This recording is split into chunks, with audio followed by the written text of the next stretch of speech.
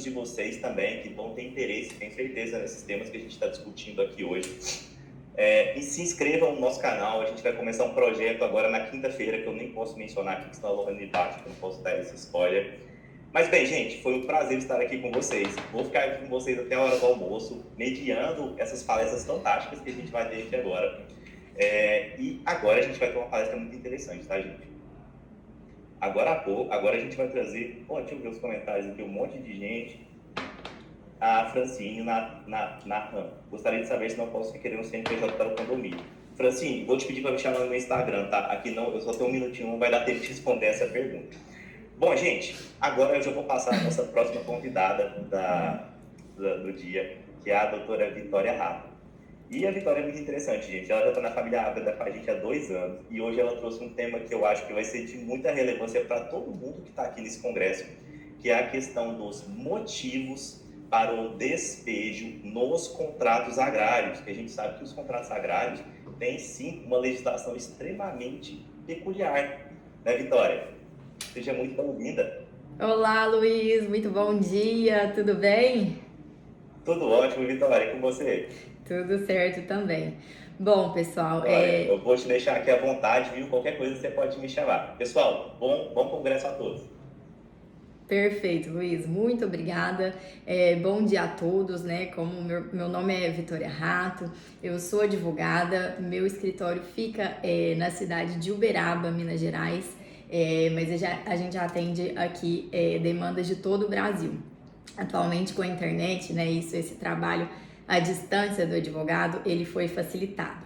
Meu escritório é especializado no agro, né, no atendimento a produtores rurais em diversas áreas. Eu tenho pós-graduações em Direito Civil, outra em Direito Contratual e a última em Direito do Agronegócio.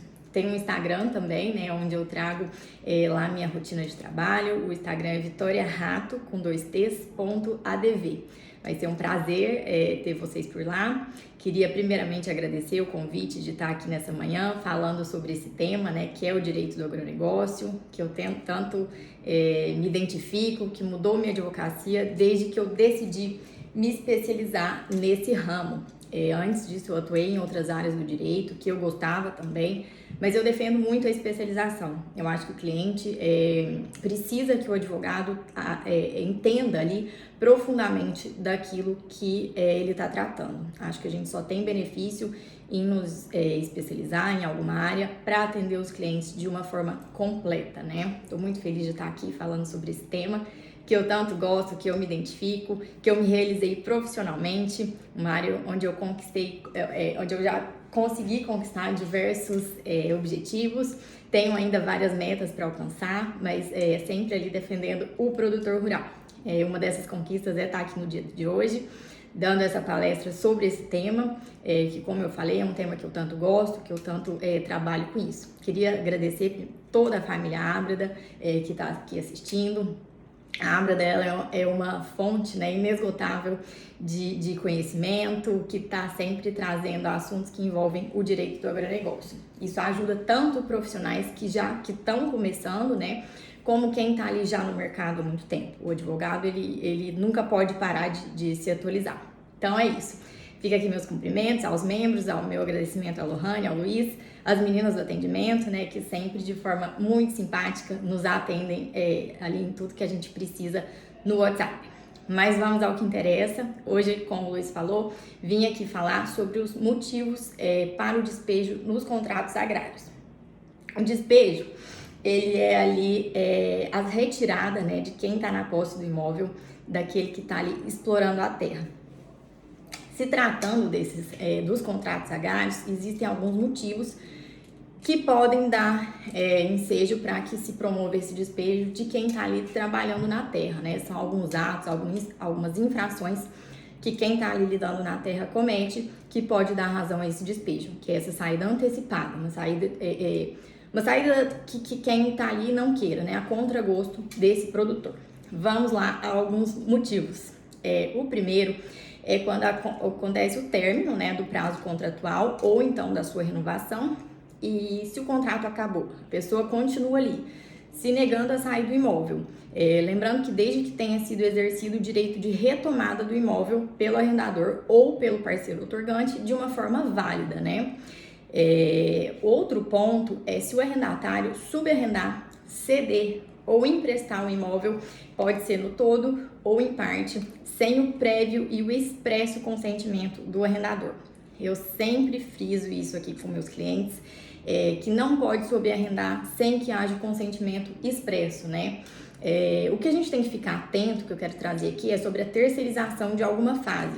Essa terceirização, ela não é subarrendamento, mas pode acontecer, se for acontecer essa terceirização, né, é interessante colocar isso no contrato. Sempre comunicar o arrendador de terceiros que eventualmente vão estar ali no local, vão trabalhar ali no local, para evitar qualquer alegação de subarrendamento.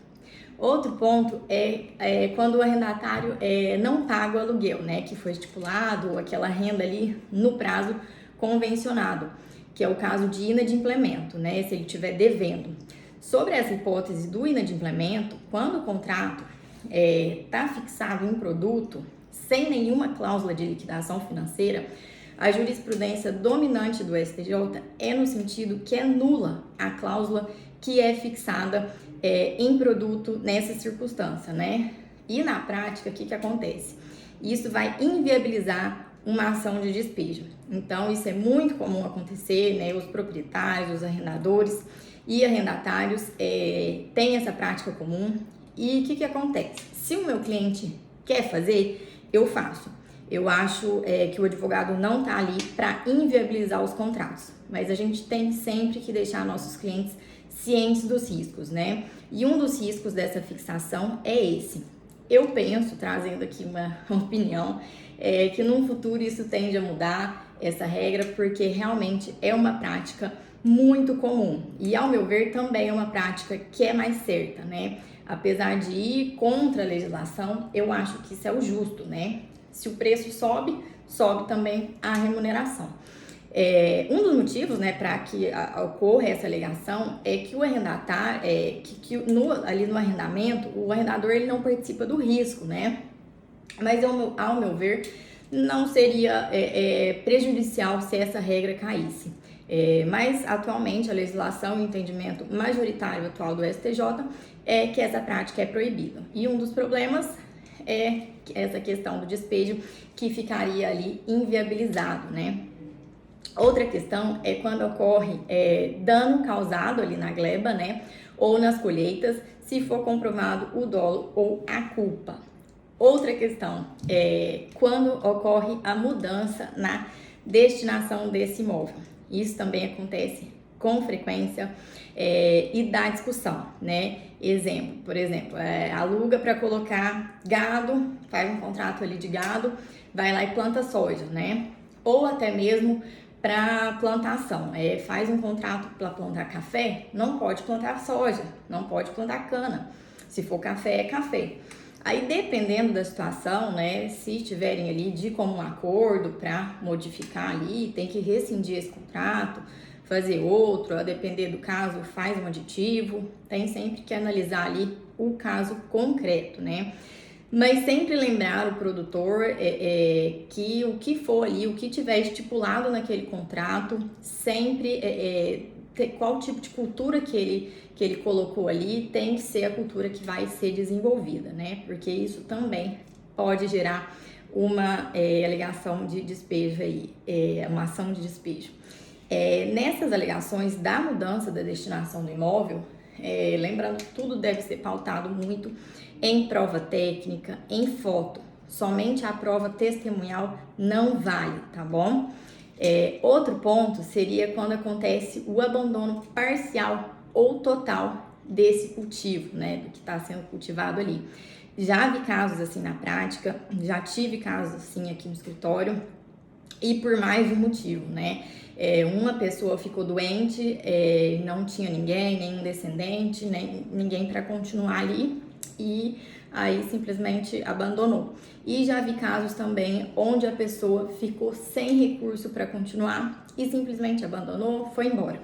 E isso dá problema, isso vai lá para a questão do uso mínimo, né, do uso racional, do grau de utilização da terra, que dá grandes discussões e grandes desdobramentos também. Outro ponto que eu vou trazer aqui é quando ocorre também a inobservância das regras obrigatórias que está fixada ali no artigo 13 do decreto 59566, de um decreto, né, de 1966, que é muito usado aí, né, nesse ramo aí dos contratos agrários. O tempo aqui não é um pouco curto, então não dá para discorrer sobre os pontos desse artigo, né? Mas depois, quem tiver interesse, vai lá ler o que esse artigo diz. É importante ler esse decreto, né, inteiro, principalmente, acho que do artigo 1º até o 50. Mas enfim, todos os artigos ali são muito interessantes, mas sobre o despejo, esse artigo 13 traz essa disposição aí. E esse artigo versa sobre a preservação dos recursos naturais, né? Os prazos mínimos ali de cada cultura, aquela questão de prazo de 3, 5 e 7 anos. Outro ponto aqui, é quando tem pedido de retomada comprovado em juízo a insinceridade do pedido. Aqui no escritório, gente, sempre chega cliente pedindo para fazer notificação, mas sem ser para uma retomada verdadeira. Então, cuidado com isso, conversem com os clientes quando verem que não existe a verdade nesse pedido, né? Essa retomada, ela deve ser para exploração pelo próprio dono, né, ou por seus descendentes. Se for para arrendar para outro, a notificação ela tem que ser outra. Não cabe aqui também entrar nesse assunto de forma mais aprofundada, mas sempre quando for elaborar uma notificação extrajudicial, sempre lembrar de que assim, o motivo, né, ele, além de ele ter que ser real, né, com o perigo de sofrer consequências, que a gente está falando aqui, né, esse pedido com o objetivo de enganar, além disso, tem que observar as regras todas, né, da notificação, sempre enviar essa notificação com no mínimo de 6 meses de antecedência, enfim, e seguir todo o trâmite necessário ali e disposto na lei. Anteontem, eu fui procurada até por um cliente com um contrato que vai vencer, acho que em 30 de novembro de 2023. Então, eu até já alertei ele, falei, já começa ali em janeiro, fevereiro, tomar providência, ver se vai retomar, ele estava em dúvida se ele vai retomar para uso próprio ou se vai passar para outro, ele não está satisfeito ali com quem está na terra, não está não está cuidando da terra, né? Não está jogando tudo que precisa ali para uma boa produção, né? Um calcário, enfim, tudo aquilo ali que quem está acostumado sabe mais ou menos. A gente que é do ramo do direito e atua nessa área, a gente acaba sempre entendendo um pouco também do dia a dia ali. Mas, enfim, esse produtor que me procurou nessa semana, ele estava, né, insatisfeito, e aí como o contrato dele vai vencer só no fim do ano, eu já falei para ele, já se antecipa, não fica, né, também, não espera também 6 meses para tomar atitude, porque esses 6 meses é o mínimo, né? Eu já tive cliente que marcou reunião comigo na semana que vencia os 6 meses, acho que 4 dias antes. Querendo passar para outro, mas sem nenhuma proposta ainda. Chega aqui e fala, doutor, eu sei que tem que fazer uma notificação, coisa assim, mas não é assim. Tem sempre 6 meses é o mínimo, a gente tem que se antecipar, né? Outro motivo aqui que pode dar, ensejar, né, uma ação de despejo, é se o arrendatário ou o parceiro outorgado infringir uma obrigação legal, ou então cometer uma infração grave de uma obrigação contratual. O que é isso? Por exemplo, está contido ali no contrato que a proibição de caça e pesca no local está ali no contrato e tem placa também no local proibindo. E isso pode também dar ensejo ao despejo. Mas lembrando sempre que precisa de cláusula expressa, né? Para evitar que se alegue que não sabia, que não falou, então deixa isso expresso. Se tiver alguma situação nesse sentido também. Queria complementando aqui essas disposições aí que dão, que podem, né, dar motivo a um despejo. Todas as práticas que são cometidas pelos arrendatários ou pelos parceiros outorgados que atentem contra o cumprimento, né, da função social da propriedade pode dar ensejo à propositura de uma ação de despejo. Uma coisa que eu sempre alerto também, o valor da causa em uma ação de despejo nessa situação é o valor anual do arrendamento, né? O ganho patrimonial ali de um ano de contrato ali. Então, com isso, eu sempre alerto para tomar muito cuidado. Porque tudo deve ser pautado em provas, né? Pelo valor das custas, da sucumbência em um processo desse. A gente tem que ter cautela, né? Como advogados, às vezes o cliente chega no escritório, por exemplo, um dos motivos que eu citei ali, por exemplo, o cliente viu ali que está acontecendo algum dano ambiental, está fazendo alguma coisa proibida. Lembrando, assim, alegar dano ambiental, por exemplo, a mera denúncia não vale como prova. O proprietário às vezes pode estar bravo ali, querendo brigar por alguma situação e chegar lá e pode ainda ser responsável solidariamente por aquele dano ali dentro da propriedade, né, do arrendador. Às vezes o proprietário pensa que vai chegar, alegar isso, que o outro vai ter que sair, que ainda vai ter que pagar multa. Ele pensa, não fui eu que cometi. Então, lembrar que as obrigações do Código Florestal são próprio ter rem. Pode ser necessário, então, assumir com essa denúncia a obrigação de recompor a violação ao meio ambiente. Então, às vezes, já tive vários casos assim, que o proprietário chega no escritório bravo, querendo brigar ali com a pessoa que estava na sua terra, mas a gente precisa analisar, verificar e aconselhar para que aquele ditado não aconteça, né, do tiro sair pela culatra. Mas, resumindo aqui, são essas as causas, né, e lembrando mais uma vez que apesar nem tudo que está na lei, né, às vezes é favorável, lembrando que tudo tem que ser analisado. Verificado o caso concreto, às vezes tem gente que procura a gente pelo Instagram e fala uma situação muito por cima, né, e tudo realmente o advogado tem que verificar o caso concreto para depois tomar uma decisão em conjunto com o proprietário e sempre pautando nossas orientações, claro, na lei, mas tendo um senso crítico, fazendo uma análise completa ali para verificar se a aplicação do que está na lei não vai prejudicar o nosso cliente. Às vezes não, sempre precisamos tentar uma notificação extrajudicial antes. É uma reunião para tentar um acordo, né? A notificação, eu acho, aqui no escritório, eu tenho um alto índice, né? Em muitos casos, eu acho que além de já resolver a situação, já acaba com aquilo, né? Eu sou muito desse extrajudicial, de tentar, né, fugir ali de um litígio.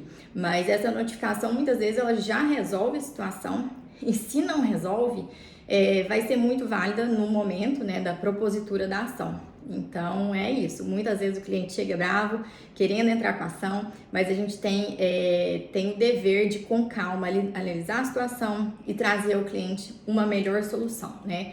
Uma solução que vai resolver o problema que ele tá ali, mas que não vai também onerar em nenhum ponto o lado dele. É isso, pessoal. Os pontos principais desse despejo que eu queria trazer aqui. Queria agradecer novamente essa oportunidade de estar aqui, transmitindo um pouco do meu conhecimento. Eu desejo um bom dia a todos e uma boa palestra aos demais participantes aqui que vão palestrar em seguida. Parabéns, Vitória. O seu tema, que é um tema extremamente importante, ainda mais se tratando de uma questão produtiva, né? Posse e propriedade da terra. Questão de despejo, a questão probatória é extremamente importante. Acho que magistrado algum não vai tirar ninguém de terra nenhuma sem provas, como você mencionou. Fora que judicialização de questão envolvendo posse é uma coisa muito complicada, geralmente muito demorada,